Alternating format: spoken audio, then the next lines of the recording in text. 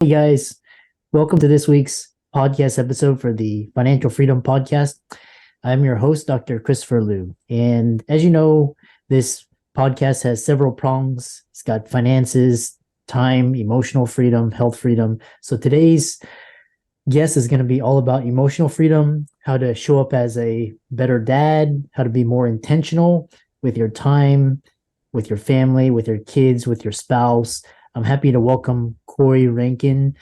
Um, Let me pull up his bio real quick. So Cory, he's a proud parent, husband, and he's gonna talk to us all about presence, intentionality, showing up for your family, and entrepreneurship. Cory, welcome. Thanks for having me, Christopher. Yeah, I know we had connected through Podmatch, and like I said, it's like the Airbnb for guests and hosts. And you actually the founder of what's called Dad Ascenders, which are elevating entrepreneur men to become more intentional fathers. So, tell people. I know you have these. Looks like you have 5 Ps, and how you got started. I know you also have a podcast called the Business Stronger Marriage, Strong Business, Stronger Marriage. And so tell us all about that. My wife and I are very much Christian, and for the last 4 years, we've been serving entrepreneur couples and helping with their marriage. And just recently, I'm in a transition to serving dads. I've been a foster parent for 10 years and have 5 kids, and I really felt the Lord putting it on my heart to do more to serve dads. So the Strong Business, Stronger Marriage podcast is a podcast that's for married entrepreneurs, and I've put a pause on that and haven't recorded any new episodes for a while. My family recently had a major move, and with the transition into serving dads, I'm going to be creating a new podcast probably come July called Dad Ascenders, and it's going to be about ascending men to be more present, intentional fathers as entrepreneurs. And so that the Strong Business, Stronger Marriage podcast is kind of put on hold. My Dad Ascenders is a new program where I really am focusing on men being present. As a foster parent of 10 years, I've seen so many instances where the father wasn't present, whether it was in the kids that I adopted, whether it was other kids in foster care, and also see that in entrepreneurship. The dad might actually be physically there, but is not present, whether it's emotionally or just they're distracted and the quality time with their family doesn't exist, because when it's dinner time, they're taking a business call and they're leaving and not coming back, or they're checking their emails when it's family time, and so many things. And so that's where the data centers came, because I did not show up the way I needed to when I was in physical therapy school. I was so focused on my degree and my studies. I spent all day in the library and my family was suffering. And that also happened early as an entrepreneur. And so as much as I missed out on my kids, I didn't want other entrepreneur dads to do that. And that is what I'm countering now, taking these men that are working too much, that don't have the connection with their children that their kids seek, and helping them be present, not perfect. Excellent. And I think your message will speak well to a lot of the professionals. They may have a good job and salary, but they really struggle with time freedom and really being present. And so one thing I have a question about it, which I've noticed, is that, this is as a podcast, you start one podcast and then I guess you put it on and you start another. What is the rationale behind doing that? I've seen a couple of entrepreneurs do that. I'm just trying to understand it better. The rationale is because I'm changing the audience that I serve. My attention is going to shift to serving the audience. And so the new guests that I bring on will be entrepreneurs who are fathers, and that will be the new guests. And so I'm not, I suppose I could just adjust the name of the podcast and move forward with that. But for me, it just made sense to get a fresh start with, so those who were dads could find dad content from a middle, because in the first 100 episodes, if I were to change the name, everything would be about marriage, and it would be a challenge for them to find things specifically for dad. There's dad content there and what entrepreneurs did to be better dads and those kind of things, but a lot of it was focusing on marriage and what the entrepreneurs did to overcome the barriers in their marriage, and how becoming an entrepreneur made them a better husband or wife or made their marriage stronger. So it's just a fresh start. that podcast will still be available and will still be great content that people can refer to. But I think just a fresh start. And so I don't think there's a right or a wrong way. It just depends on what makes the most sense. But for me, it may, since it'll be new audience, a new messaging, it just made sense for a whole new launch and something that dads could find from the very beginning, because the intros will be different, the guests will be different, and just makes it cleaner, I think, in my scenario. Not the case for everyone, but for me, that just made the most sense. Yeah, interesting. And I've seen people launch several, I guess they've launched several podcasts, and some people develop a podcast network. I'm just trying to understand for the entrepreneurs out there why you wouldn't. Yeah, it's quite interesting. It's almost like starting a new blog or YouTube channel or social media. Okay, well, interesting. So let's see here. One thing is talking about this idea, present and intentionality and not being perfect. Please describe to us. It's especially the conundrum where you have these physicians and they come home all frazzled and distracted from the hospital or whatever. They're on their phones checking their email, all these pings and dings, and the kids are like, what's going on? And then they end up hating their parents. So tell us about this presence, intentionality, and imperfection. So the present not perfect comes from a lot of times in the entrepreneur space, people, the action is limited because they got to get the messaging right. They got to get the project completely finished. It has to be just right before they take action. And sometimes that happens in the parenting world too. Like, oh, if I can't make it to the full game, then I'm gonna just not even worry about it. I'll catch it next time. And that's not true, because our kids need us, and our kids aren't making their Christmas list or telling their friends, I wish my dad was perfect. No, they're saying, I wish my dad was present. I wish my dad didn't work so much. I wish my dad was there to watch me on my game. I wish my dad was there to help me on my driving test. I wish my dad was there to practice football. But my dad works too much, and he's never been to one of my games, and that's crushing. I heard that a lot, especially as a foster parent. These children who were in care, often raised by a single mother or bounced in and out of foster care, different homes, different relatives, they were dying for someone that they could count on, a father figure to be there. And as an entrepreneur, a lot of times entrepreneurs live in a one-day lifestyle. One day, when my business is at this level, then we'll take a family vacation. One day, when my practice as a healthcare professional is self-sustaining, then I don't have to be in so much involved. Then we can take it, but it doesn't have to be one day. Our business doesn't have to be perfect. We don't have to be generating as much income as we think we want to in our goals before we can show up. Be present. And present doesn't have to mean completely balanced. I spend 5 hours in the clinic, I spend 5 hours at home. Present means just whatever time you do have, make sure it counts. Because if you have a child, especially if they have a love language of quality time, and you're in the room with them, but you're on your phone, you're not paying attention to the things they're saying, you're answering emails, or even worse, as a healthcare professional, maybe you're documenting your treatment plans when you should be with your kids. And so present, not perfect means just be there.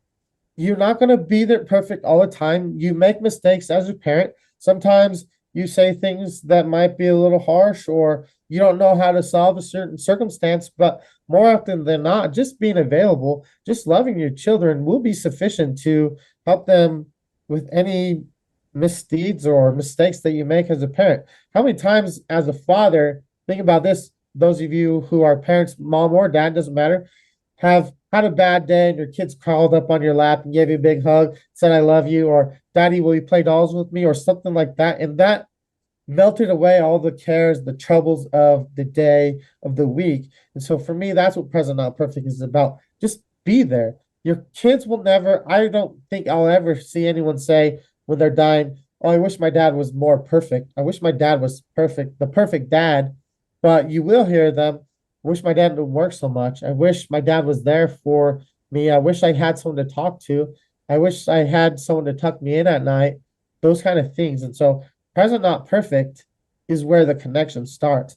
If we're not there, if we're not present, we can't start to initiate a conversation. We can't start to initiate connection. We certainly won't be able to build memories if we're not there. Nobody's going to care if we're perfect, if the trip that we plan as a vacation is exactly perfect. There's no mistakes. Life isn't perfect. We're not perfect. We make mistakes. There's things that happen in our life that we can't control. But one thing we always can control is our attitude. When things happen, we can control our response. We can control the things that we do, the way we think. And so that's the same thing with parenting. Things don't always go right, but when we're there, when we're present, when we're available, I can promise you, you're going to have much better connection relationship with your children than if you were just, oh, I can't be perfect. I made a mistake as a dad. I'm not good enough, or the business needs my attention, so family's going to be second place.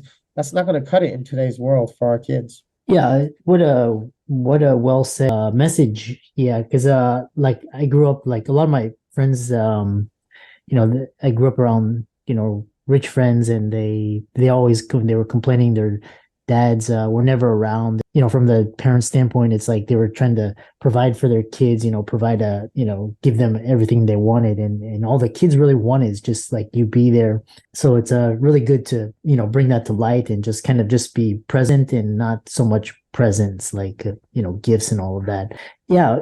So you mentioned foster parents. So what made you go that route, and what should people look for, consider, all of that? Well, that's actually kind of where my present not perfect message originated. When I became a licensed foster parent for 10 years in Vegas, and my family recently moved from Vegas to Texas over the summer. So I'm not currently licensed as a foster parent in Texas, but one of the messages that you hear on the radio is you don't have to be a perfect parent. We're just looking for parents, and so that's kind of where that originated. It was actually a foster care commercial, because in Vegas, the time we got our license, there was 1,000 licensed foster homes in our county and 3,000 kids in care. So there was not enough resources for caring for the needs of the children who were in foster care. And so there was a call out on the radio like, you don't have to be the perfect parent. Even if you don't know what you're doing, you can still provide value, you can still be a great resource to love and care for these kids. And so if someone was interested in becoming a foster parent, the biggest thing is if you had a heart with the capacity to love and help children navigate some challenging circumstances. Because when a child is removed from their home, there could be some abuse, there could be neglect, there can be drug issues, poverty, all sorts of different things.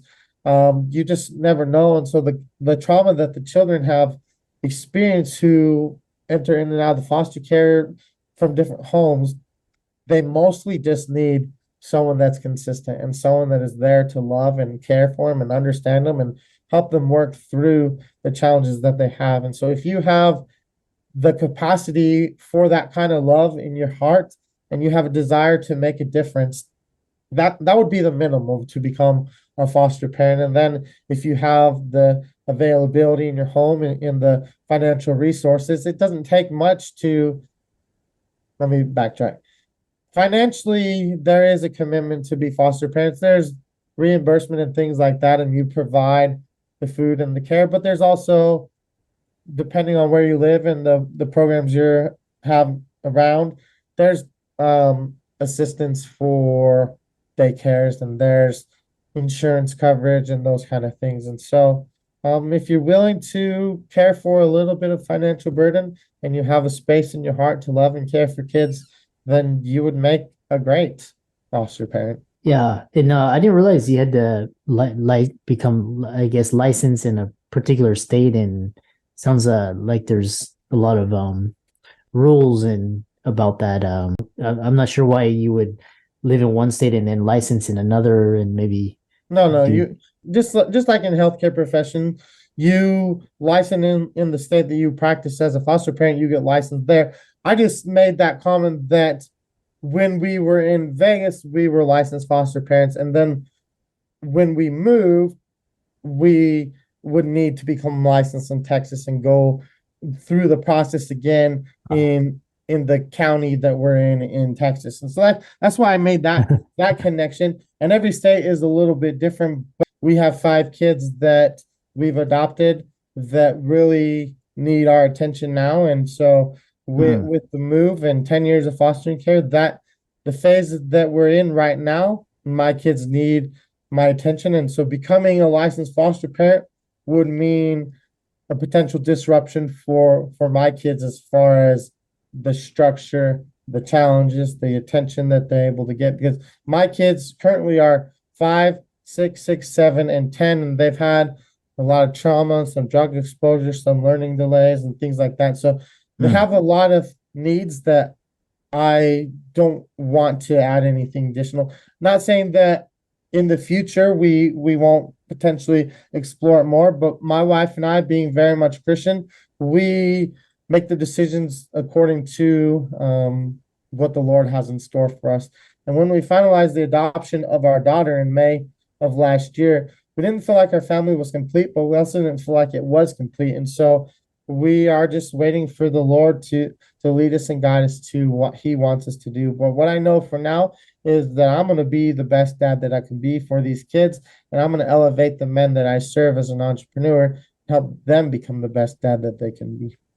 And yeah, great points. And as we come to the conclusion is we all live really busy lives, we're making an impact. So how do you juggle business, finances, marriage, and family? So I'm in a point where as an entrepreneur, I have a lovely opportunity because I can control my schedule. I'm not clocking in. I'm not on call for when patients are there. So I have a lovely privilege that I can control my schedule. I work when my kids are at school. In fact, I'm leaving in 15 minutes to go get my kids from school, and I'm going to be done with work for the day. And so that's how I juggle it.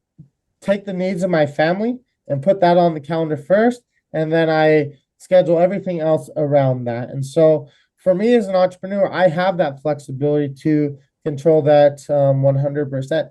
But a healthcare professional or someone that's working a job, they may not have that flexibility or that control over their schedule. And what I would say, whether you're an entrepreneur and have full control of your schedule, or you have zero control of your workday schedule, or something in between, make the time you do have count and make more time. What I mean by make more time is if you don't work on the weekends, instead of taking those weekends to sleep in and do 10 hours of yard work and all the catch up, put some time in there to do a family activity first and then do the yard work. Or better yet, invite the kids to help you with the yard work or the tools so you can have communication while you're doing it, and more hands make light work. And so, especially if you have kids that are capable of assisting with mowing the lawn, washing the car, doing the dishes, get them involved. So that's what I do. I get my kids as involved as much as possible in the family chores, and we do them together. My 5-year-old, he just turned 5. So there's things that the older kids can do that he needs more help with. But I work hand in hand over him, or I work with him. So that's some time. It may not be the funnest time, but it's still time we can have conversation. And so that the jobs have to be done, whether I pay someone to do it or I do it myself. So I utilize that time to be with the kids. And then, so that's a period of time where I can make more time with my family. One thing I do, no matter what time it is, I give each child 10 minutes of one-on-one time every single day. And oftentimes it's just before bed. Depending on our schedule, I better backtrack. Between my wife and I, we give our kids at least 10 minutes every single day. We both try every day for 10 minutes for each kid. But if, depending on our schedules, sports events or whatever, I will take 2 kids and she will take 3 kids, and then we'll rotate. So at the very least, every one of our 5 kids gets 10 minutes of time where they get to be in control. They get to pick whether we're playing with blocks and cars and dinosaurs or dolls. They get to pick if we're reading or just having conversations, but they're in control. It's their time. They really look forward to it. They even call it my time. Can I have my time? And so they take possession of those 10 minutes. And the thing with younger kids is they don't have a concept of time. So 5 minutes, 10 minutes, 20 minutes, it's all the same because their needs are being met. And so the older your kids are, the more time I would recommend to do that. But that is the simplest way to manage your business and your job or whatever, is just make sure that your kid's getting time. Put your family on the calendar first, especially if a large portion of your day is blocked out and you just have to show up and there's nothing you can do about that. The time that you can control, make sure it's controlled and controlled well with intention, not just sitting on the couch flipping through the movies, me being on my cell phone and my wife being in the same room on her phone.